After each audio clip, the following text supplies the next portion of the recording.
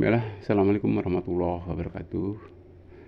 Setelah beberapa hari yang lalu dari Cermin Anak Soleh menampilkan keterkaitan dengan doa iftitah, insya Allah pada saat ini akan saya sampaikan keterkaitan dengan bacaan Al-Fatihah ya, di dalam melaksanakan ibadah sholat. Mudah-mudahan sekelumit yang akan saya sampaikan bisa menambah kekhusyuan kita ya, di hadapan Allah Subhanahu wa taala dalam melaksanakan ibadah sholat. Setelah doa iftitah, maka kita baca Al-Fatihah. A'udzu billahi minasyaitonir rajim. Bismillahirrahmanirrahim. Alhamdulillahi rabbil alamin. Ar-Rahmanir Rahim. Maliki yaumiddin. Iyyaka na'budu wa iyyaka nasta'in. Ihdinas siratal mustaqim. Siratal ladzina an'amta 'alaihim ghairil maghdubi 'alaihim waladdallin. Amin. Hadirin yang dirahmati oleh Allah Subhanahu wa taala, kaitannya dengan arti dalam surat Al-Fatihah tersebut, segala puji bagi Allah Tuhan semesta alam yang maha pengasih lagi maha penyayang, yang menguasai, merajai di hari pembalasan. Kepadamu aku menyembah dan kepadamu pula aku mohon pertolongan. Tunjukilah padaku jalan yang lurus,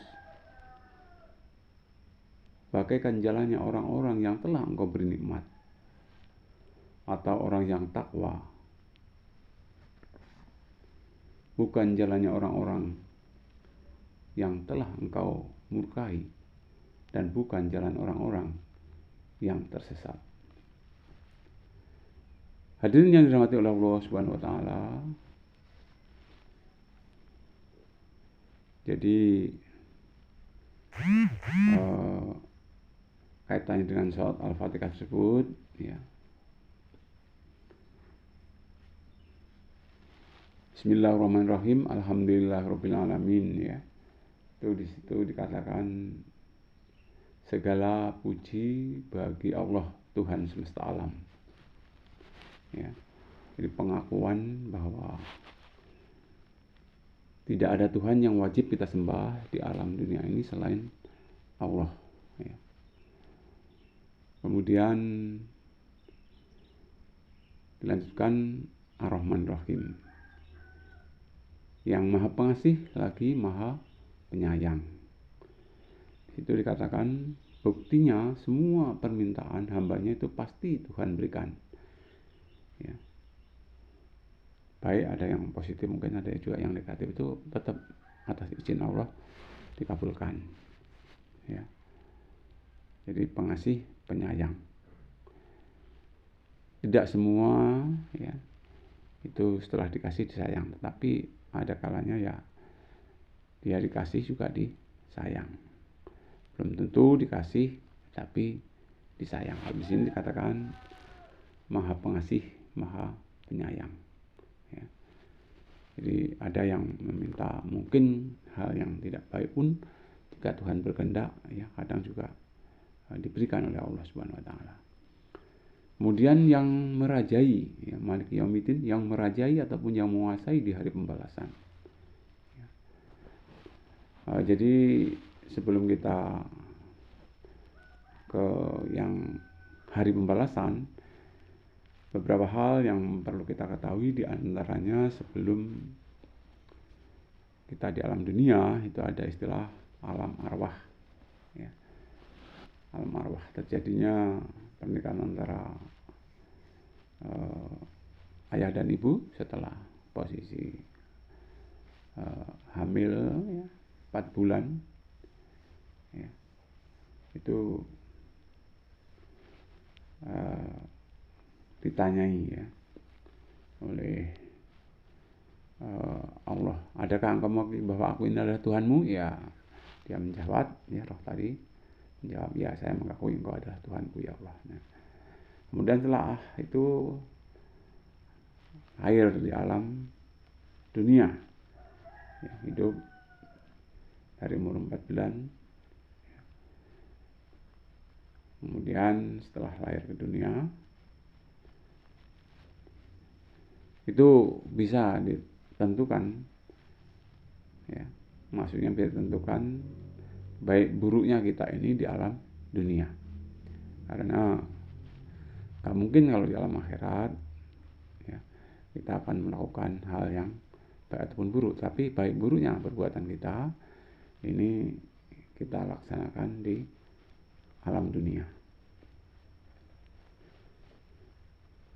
Kemudian ada alam barzah, yaitu alam kubur. Ya. Nah itu ada alam mashar, ya, alam mahsyar.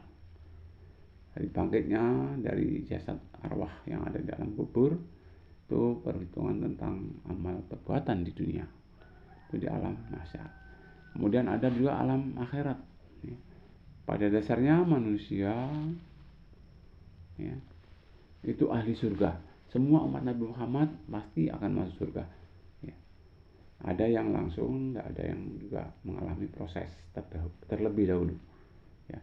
Proses di sini adalah ya mungkin pencucian dosa di alam neraka. Jadi kita tentunya berbuat kebaikan yang sebanyak-banyaknya. Ya kalaupun toh terpaksa harus diproses di neraka, mudah-mudahan ya jangan terlalu lama begitu ya.